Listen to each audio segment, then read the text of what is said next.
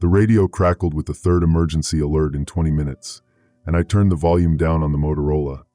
Didn't shut it off, never do that, but Christ, I didn't need to hear it again. Do not attempt to board railside vehicles. Like anyone was thinking about catching a commuter train right now. Like the world hadn't already gone to absolute shit. My name's Gil Hendricks, 42 years old, been running freight for Burlington Northern Santa Fe for 16 years.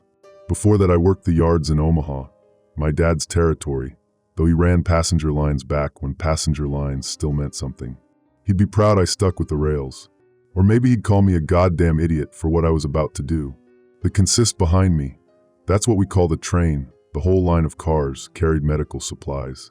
Insulin, antibiotics, surgical equipment, the kind of stuff that separates civilization from Lord of the Flies. Manifest said it was heading to distribution centers in Sacramento, but the way things were going, I figured maybe some of it would actually make it to hospitals. Maybe some doctor would keep some kid alive with what I had in these cars. That's what I kept telling myself. 3 days ago, everything was normal. Well, normal-ish. News kept talking about riots in Baltimore, some kind of outbreak, but the news always talked about riots somewhere. I had a run from Chicago to Denver, Standard Hall, and my ex-wife Terry called while I was doing the pre-trip inspection. Said she couldn't take Benji for the weekend because she had that wedding in Scottsdale. I said fine, what else was I going to say? The kid spends most of his time with her anyway. Staying with me for a weekend wasn't exactly a hardship. That's how my 11-year-old son ended up in the cab behind me, wedged between a toolbox and the auxiliary controls, wrapped in my spare jacket because the heater's been busted since February. Company kept saying they'd fix it. Company's not saying anything anymore. Dad. Benji's voice came out small, muffled by the jacket collar pulled up to his nose. Is that more of them? I looked where he was pointing, left side, maybe quarter-mile ahead where the tracks curved past what used to be the grain elevator at Palisade, Nebraska. Population 382. Though I'm guessing that number's changed. There were shapes moving along the tracks, that distinctive lurching shuffle. Dead folks don't move like living folks. You learn to spot the difference real quick. Yeah, bud. I kept my voice level. Kid didn't need to hear me worried. But we're moving 35 miles an hour, and they're not. Math's in our favor. They got a weak smile from him. Benji's good at math, better than I ever was, which isn't saying much, but his teachers said he tested 2 grades ahead. Smart kid. Too smart, probably to not realize what kind of trouble we were in. The radio squawked again, some garbled transmission from I couldn't tell where. Falls repeat, Kearney Falls, do not attempt, then static. Then nothing. Kearney was behind us, thank Christ. We'd passed through 5 hours ago, and it was already burning. I saw the smoke from miles out, black and greasy, the kind that comes from tires and houses and probably bodies.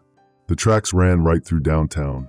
They always do, rails built when towns wanted trains, not like now when they built them on the outskirts, and I saw enough to know we weren't stopping.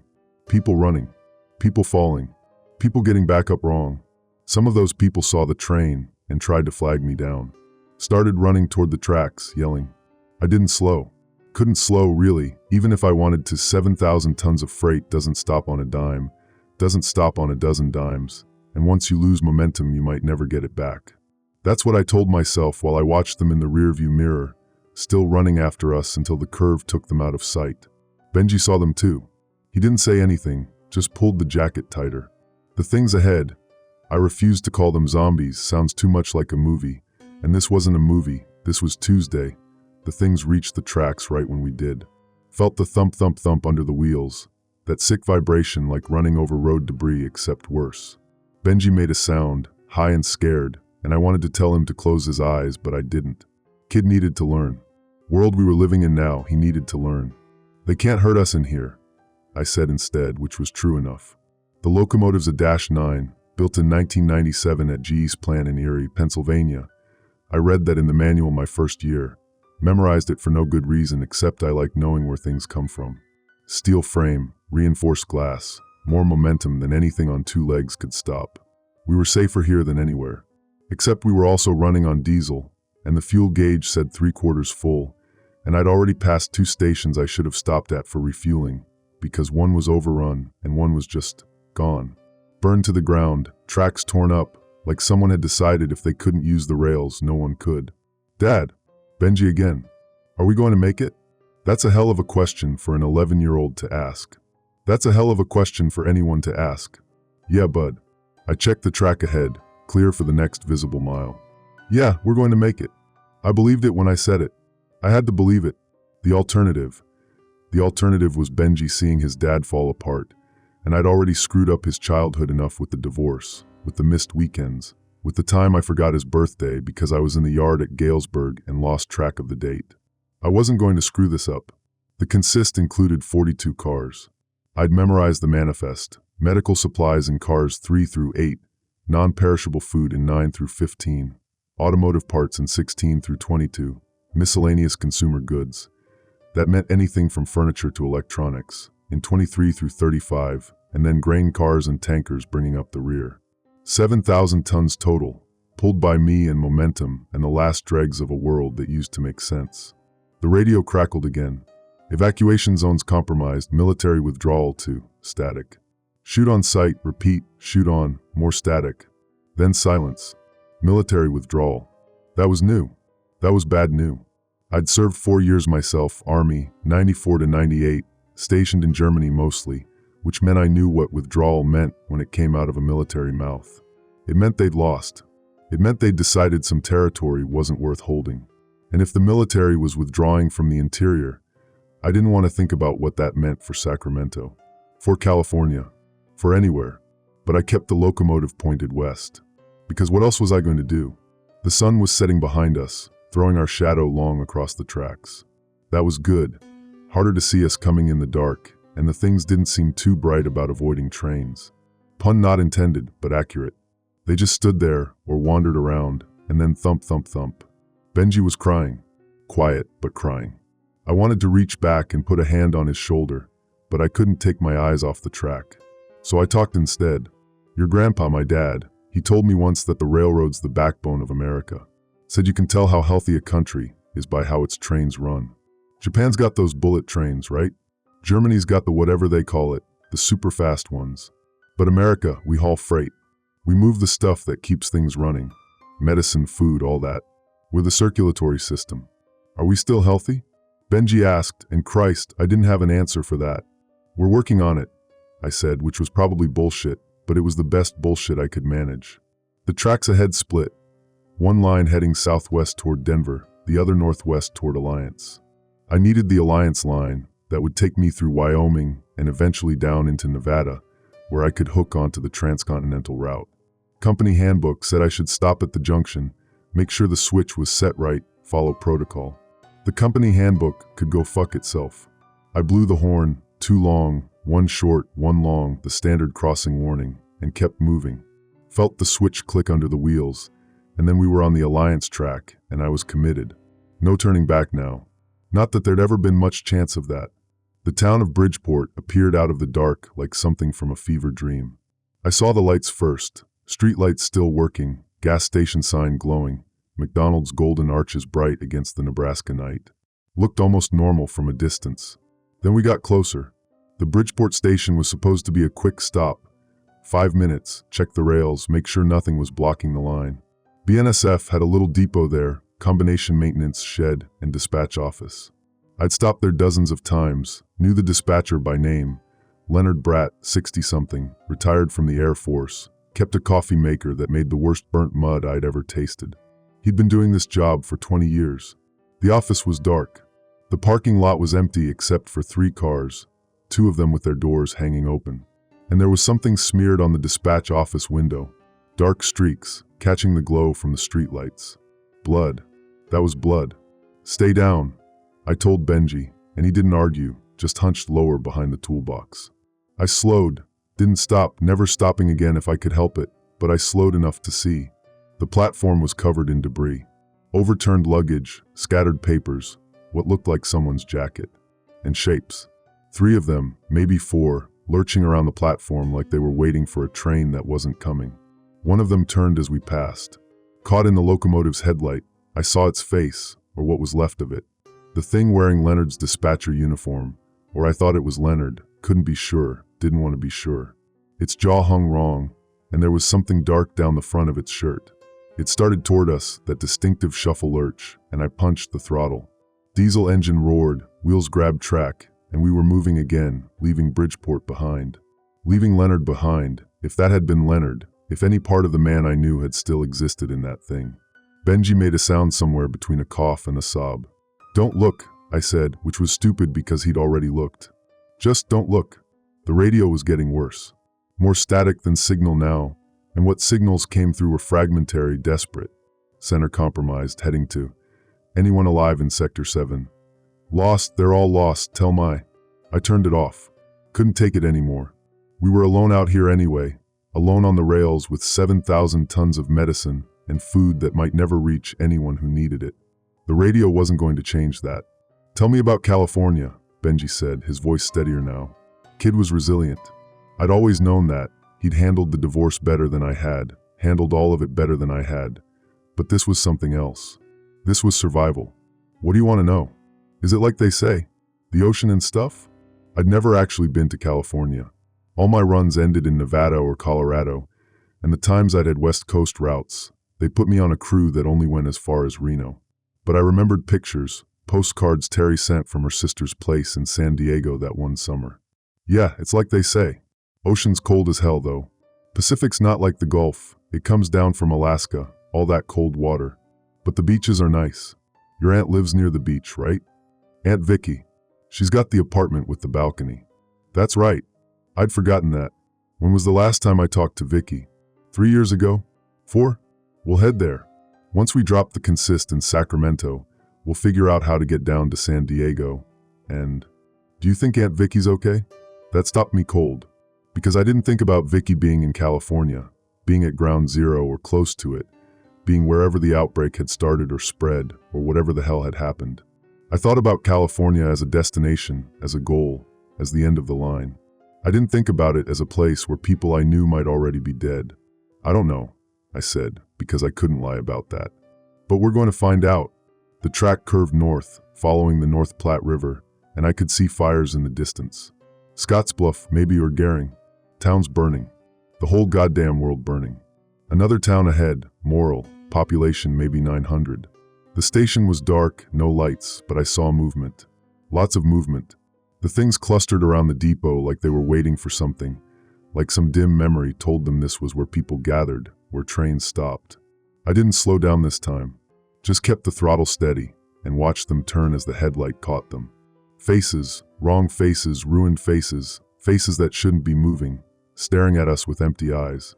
Some of them started toward the tracks, but we were past them before they got close. Thump thump under the wheels. More of them on the tracks themselves. Jesus Christ, there were so many of them. "Dad, I'm hungry." "Right. Food. When had we last eaten?" The truck stop outside Broken Bow. That had to be 8 hours ago. I'd grabbed granola bars and beef jerky from the pilot Flying J, and we'd eaten them in the cab while I checked the manifest.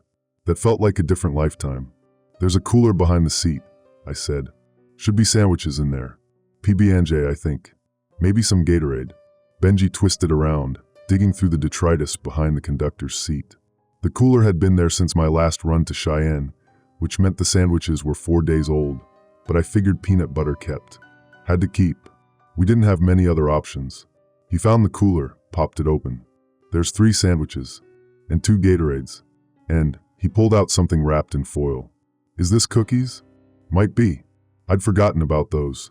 Terry sent them with Benji, homemade chocolate chip, because she knew those were my favorite. Back when she cared about what was my favorite. Back when we still talked about things other than custody schedules and who was supposed to pay for the school field trip. "Can I have one?" "Yeah. Eat whatever you want." Behind us I heard it. Distant at first, then closer. That sound that didn't belong. That sick harmony of moaning and shuffling and the scrape of dead feet on gravel. The ones we'd passed were following.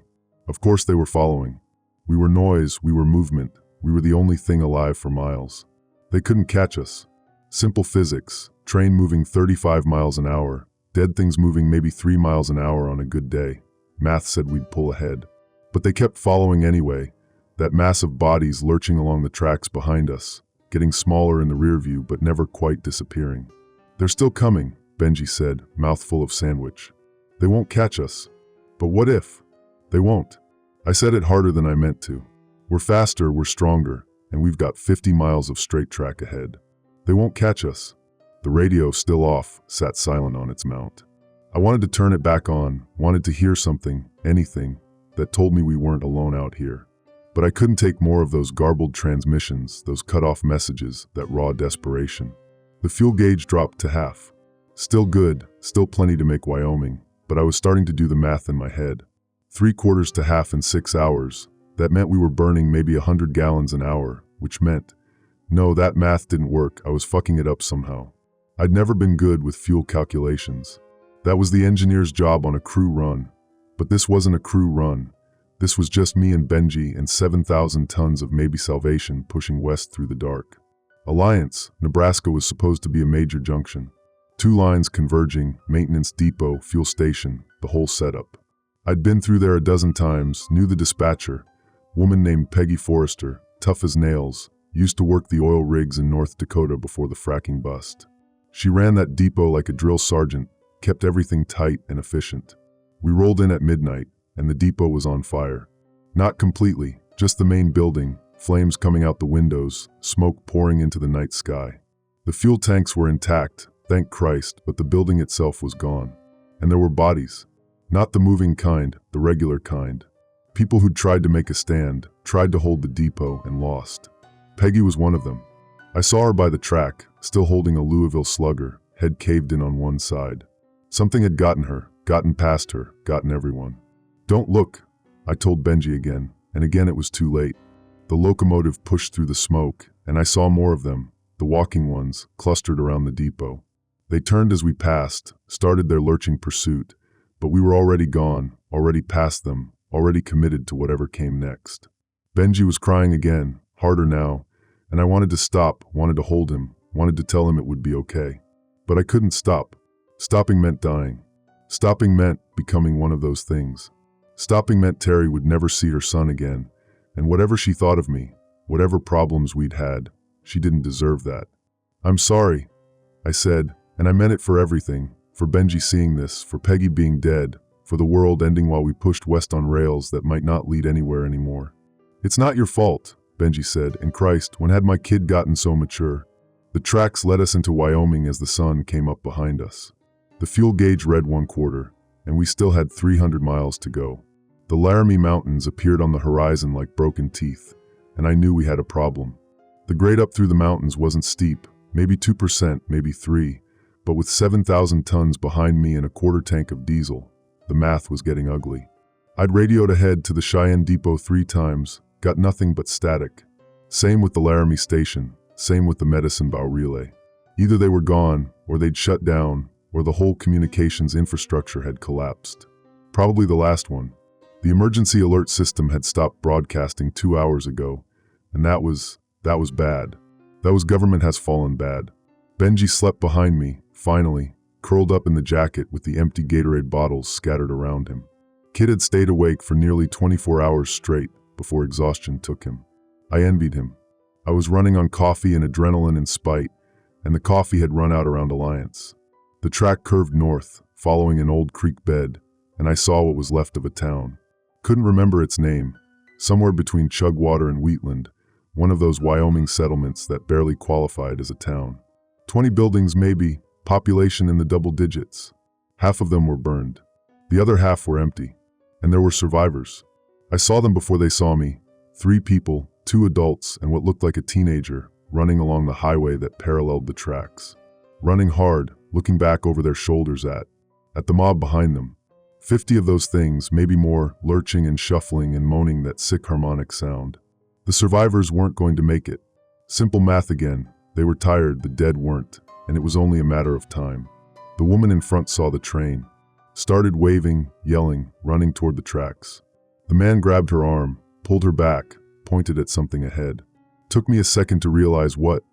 There was another group of the dead things, smaller but closer, between them and the tracks. They were trapped. I should have kept going.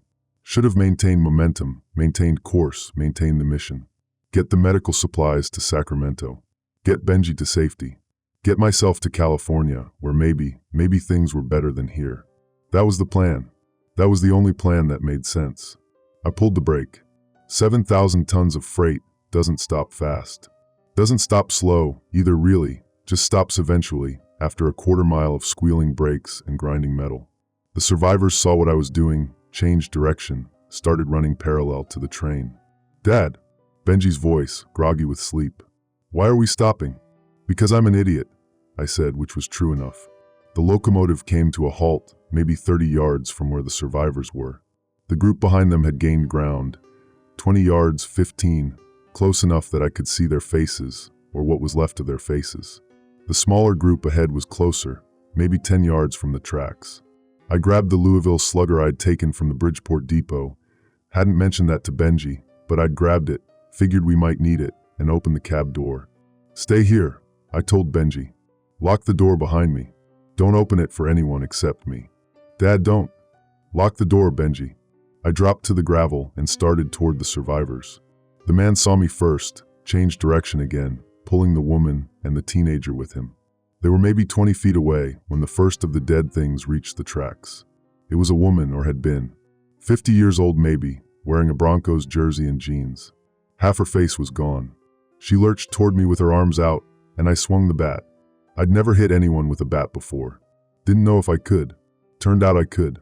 The bat connected with her skull with a sick crack, and she went down. Didn't stay down. Her arms kept moving, kept reaching, but she went down. "Come on!" I yelled at the survivors, and they came. The man reached me first, skidded to a stop, turned back to help the woman and the teenager. Behind them, the mob was closing. More of the dead reached the tracks. 2 of them, 3 of them. I swung the bat again, caught one in the chest, knocked it back but didn't drop it. These things didn't react to pain, didn't react to anything except the complete destruction of their brain or spine. I'd learned that in Bridgeport, learned it the hard way.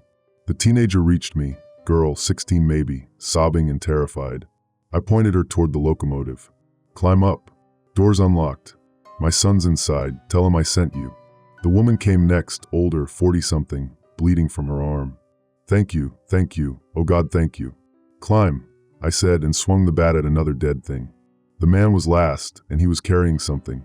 Took me a second to realize it was a rifle, lever-action Winchester, older than I was. He stopped next to me, raised the rifle, fired. The sound was deafening, but the thing he'd aimed at went down and stayed down. "Headshots," he said, worked the lever, fired again. "Only way." I noticed. I swung the bat, missed, adjusted, swung again. Connected. The thing went down. "How many rounds you got?" "4 left." "Then make them count." Behind us, I heard Benji shouting, scared but coherent. The teenager and the woman had reached the cab. That was good. That meant we just had to. The mob hit us. Not literally, not yet, but they were close enough that I could smell them. Rotten shit and something chemical, formaldehyde maybe, that smell from high school biology when we dissected frogs. 15 of them, 20 more coming. "We need to go," the man said, fired again. Something dropped. 3 rounds left. "Get to the cab." "I'll follow." "Like hell." "I need you covering me while I climb," I said, which was bullshit, but it got him moving. He backed toward the locomotive, keeping the rifle up, and I followed. The things reached us. One grabbed my jacket, and I twisted away, felt the fabric tear. Another got close enough that I could see the cloudy film over its eyes, smell its breath, which shouldn't have been possible. Dead people don't breathe, but this one was breathing anyway, ragged, wet gasps. I hit it with the bat, knocked it back. The man fired twice more, dropped 2 more. The rifle clicked empty. "Move." I yelled and we ran. I reached the ladder first, started climbing. Felt something grab my ankle, looked down, saw a dead thing holding on. I kicked, tried to shake it off, couldn't. The man slammed the rifle but into its head, once, twice, until it let go. "Go," he shouted, and I went. Benji had the door open. I practically fell into the cab, and the man came right behind me. Behind him, the mob was at the ladder, climbing, reaching, that horrible moaning sound filling the air. I slammed the door, locked it. Something hit the glass, a hand, palm flat, leaving a smear of rotten darkness. Then another hand, another, the window covered in them. "Can they break it?" the woman asked, voice high and scared. "No," I said, hoped it was true. "Glass is reinforced. They can't break it." More impacts. The whole cab shook. I looked at Benji, saw his face white and terrified, and wanted to tell him it would be okay. But I couldn't lie anymore. "Everyone hold on," I said instead, and released the brake. The locomotive lurched forward. The things clinging to the side fell away, or got dragged, or got crushed under the wheels. Thump, thump, thump, thump, so many thumps, And then we were moving again, accelerating, leaving the mob behind.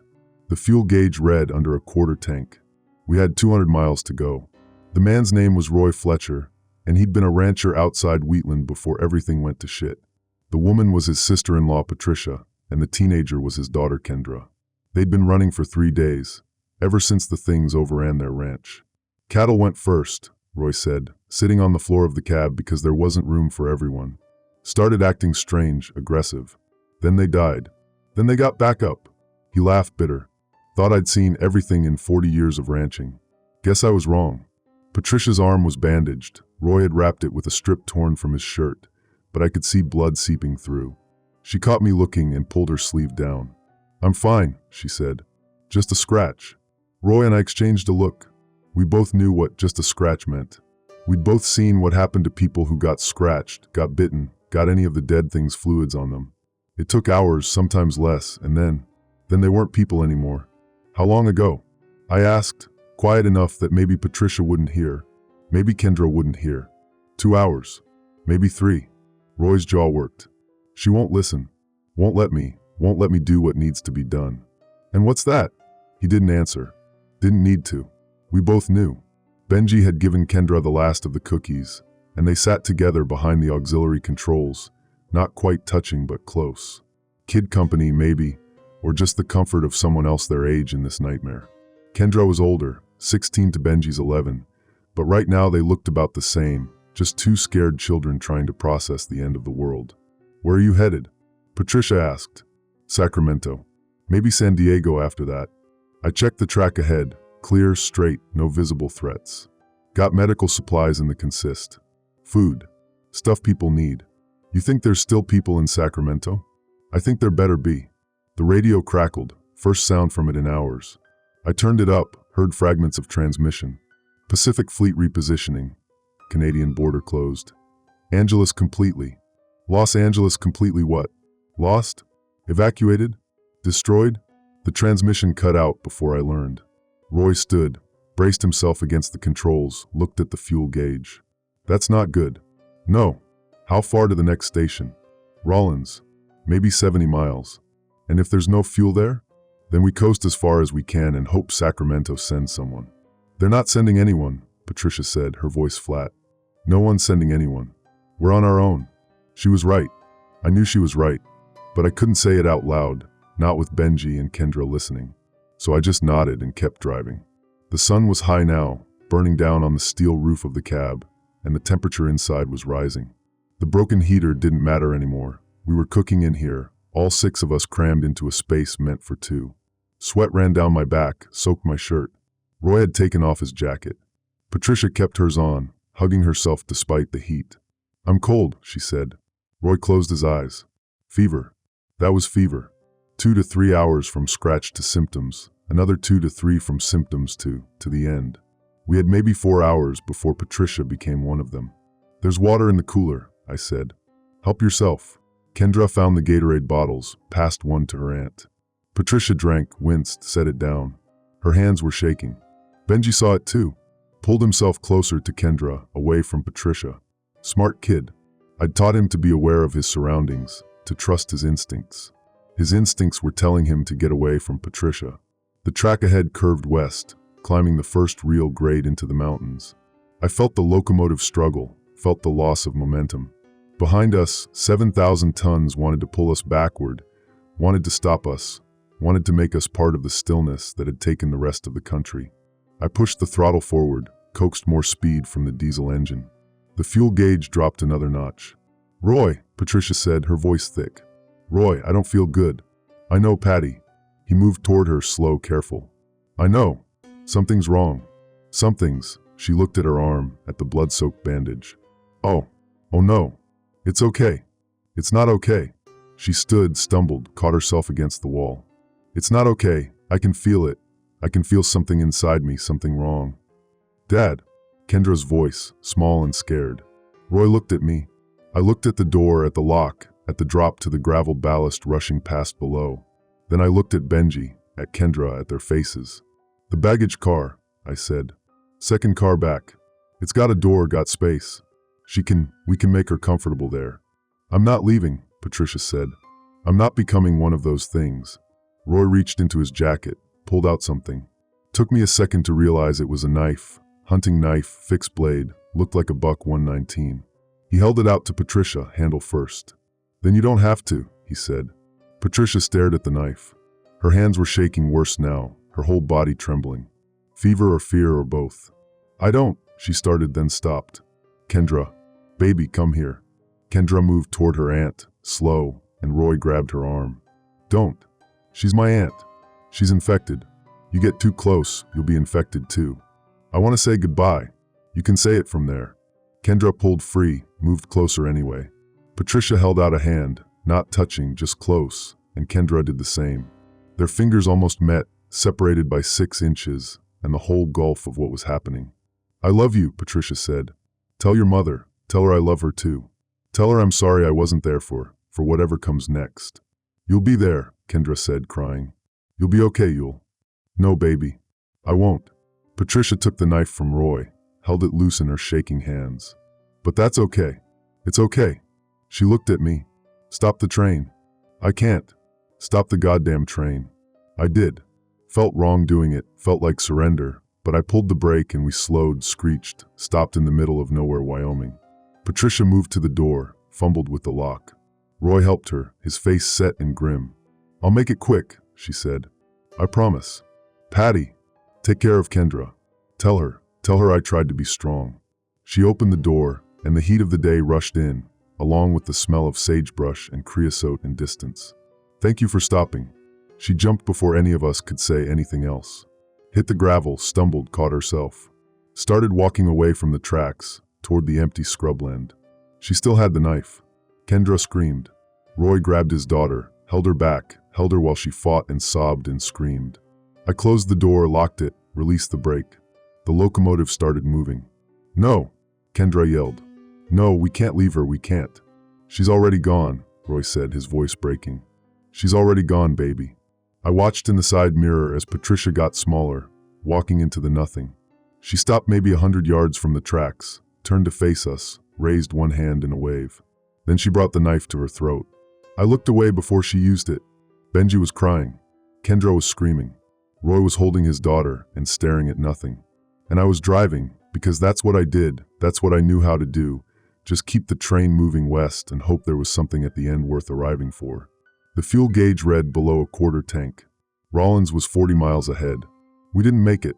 The locomotive died 30 miles outside Rollins, rolled another quarter mile on momentum, and stopped. Just stopped, dead on the tracks, diesel engine silent for the first time in 3 days. The sudden quiet was worse than anything. Well, Roy said. Shit. The consist behind us, all 42 cars, all 7,000 tons, sat heavy on the rails.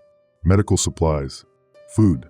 Everything people needed to survive, just sitting here in the middle of the Wyoming scrubland going nowhere. I tried the radio again. Got nothing. Tried different frequencies. Still nothing.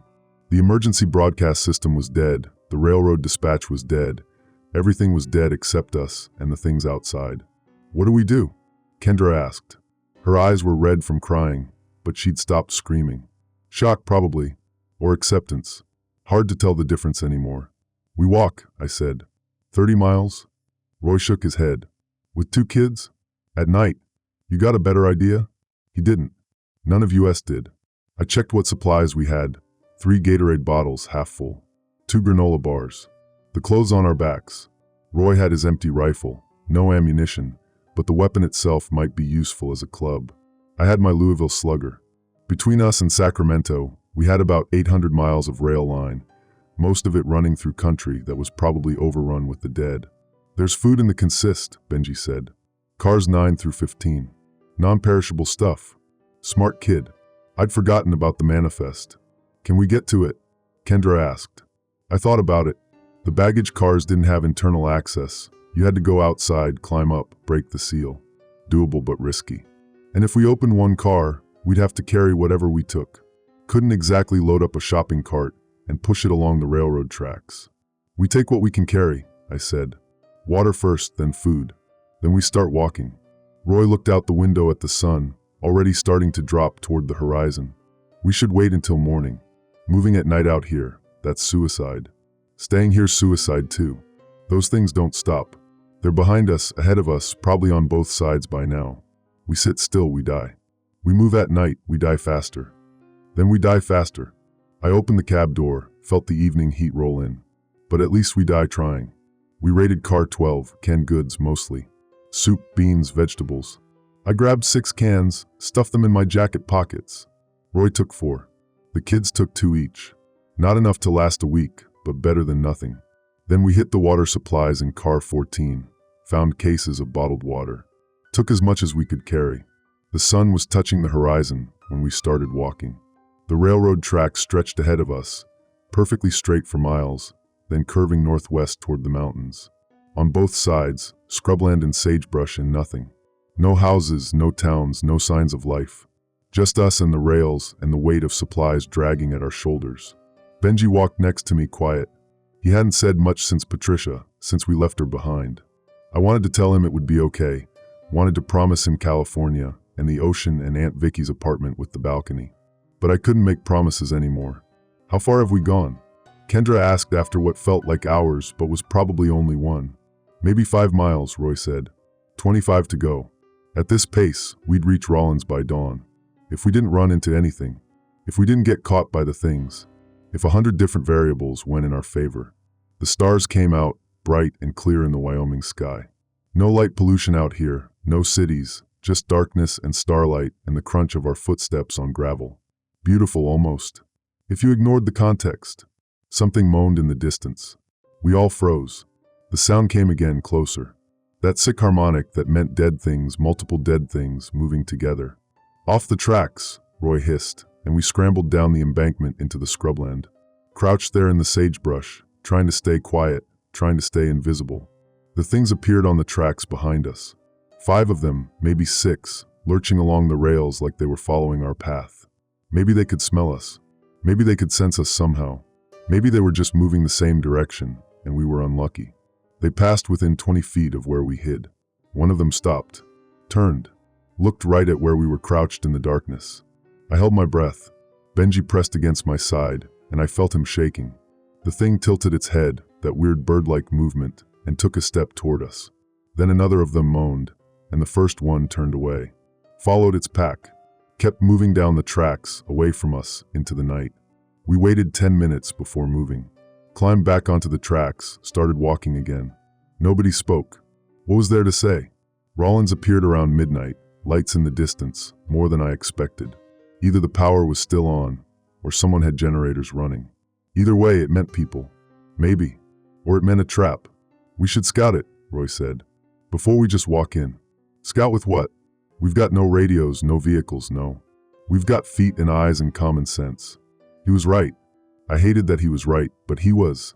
We left the kids hidden in a maintenance shed about half a mile from town, gave them the water, the food, told them to lock the door and not open it for anyone except us.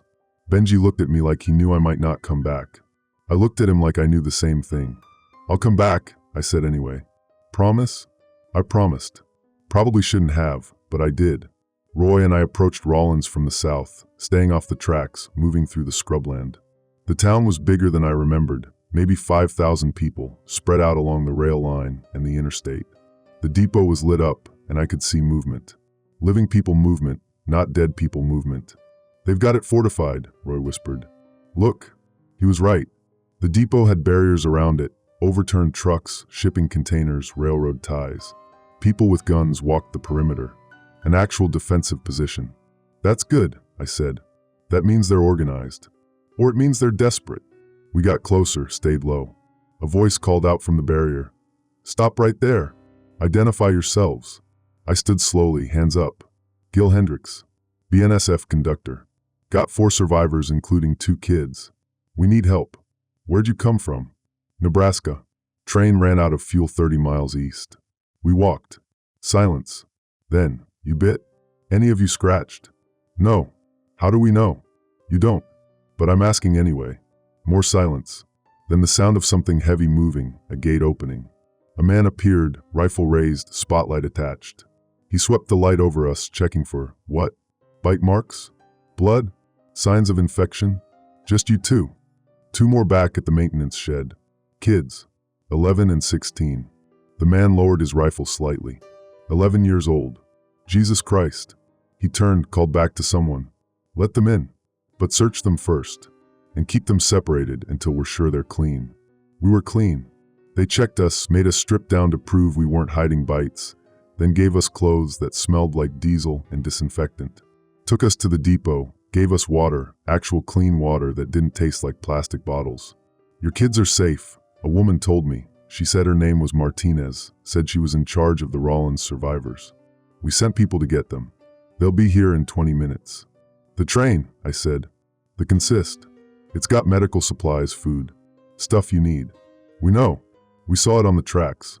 Been there 2 days now. 2 days? Martinez nodded. You weren't the crew. The crew died in Cheyenne. The train rolled out on automatic dispatch, ran until it hit empty. We've been wondering who the hell was driving it. Me. I laughed bitter. Just me and my kid and bad decisions. Saved 3 people though. That's not nothing. Lost 1 too. That's not nothing either. Roy came in then, Kendra with him. She looked smaller somehow, exhausted and broken, and too young for what she'd seen. She saw me and ran over, grabbed me like I was the one who'd saved her instead of her father. Thank you, she said. Thank you for stopping. I didn't know what to say to that, so I just hugged her back. Benji appeared in the doorway, saw me, smiled. That smile, Christ, that smile made everything worth it. The 3 days of horror, the dead dispatcher and the burning towns, and Patricia walking into the scrubland with a knife. All of it worth it to see my kid smile. Martinez told us the situation. Rollins had maybe 300 survivors, all of them holed up at the depot and the surrounding buildings. They had power from a diesel generator, food from raiding the grocery stores, water from the municipal system that still worked somehow. They had guns and ammunition, and a defensive perimeter that had held for 6 days. But we can't stay here forever, she said. Eventually we run out of supplies. Eventually the generators fail. Eventually they get through. So what's the plan? West. Same as you. California maybe. Or north to Canada. Somewhere that's not here. She looked at the map on the wall, marked with red X's where towns had fallen. Most of Wyoming was red. All of Nebraska. Parts of Colorado. We heard reports that California's holding. Military presence, safe zones. Might be bullshit, might be propaganda, but it's the only hope we got. How do we get there? That's the question. She pointed at the consist sitting 30 miles east. Your train's got food and medicine. We need that. But we've got no fuel to move it, no way to get it here. Then we go to it, Roy said. Load up trucks, haul what we can. Trucks need fuel too. We've got maybe enough diesel to run the generator for another week, or move half our vehicles for one run. Not both. I thought about it. The consist sitting there, full of supplies. The depot here, full of people. 30 miles between them, and no way to bridge that gap without using up the resources we needed to survive. We siphoned the diesel from the locomotive, I said. It's dead anyway. No use to anyone. But the tank's probably still got 50 gallons in it. That'll run your generator for another week, maybe 2. Then you send a convoy to the consist, strip it of everything useful, and get back here before you run out of fuel. Martinez looked at me.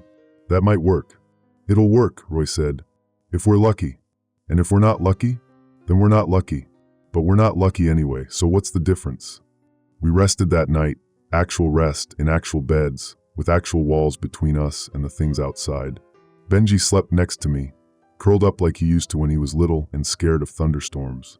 I watched him sleep and thought about California, about the ocean, about Aunt Vicky and whether she was still alive. Probably not. But maybe. Maybe was enough. In the morning, Martinez put together a convoy, 3 trucks, 12 people, enough fuel to get to the consist and back with 1 trip. Roy volunteered to go. I volunteered to go. She said no to both of us. You just walked 30 miles through infected territory, she said. You need rest. We need you alive more than we need you heroic. So we stayed. Helped reinforce the barriers, helped organize the supplies, helped take care of the kids. There were 40 children at the depot, ranging from infants to teenagers. 40 kids who'd lost parents, lost homes, lost everything except the slim chance that Rollins could hold out long enough for rescue. The convoy came back that afternoon with 6 trucks instead of 3. They'd found working vehicles at a ranch between here and the train, loaded down with medical supplies, food, water. Everything we needed to last another month, maybe 2.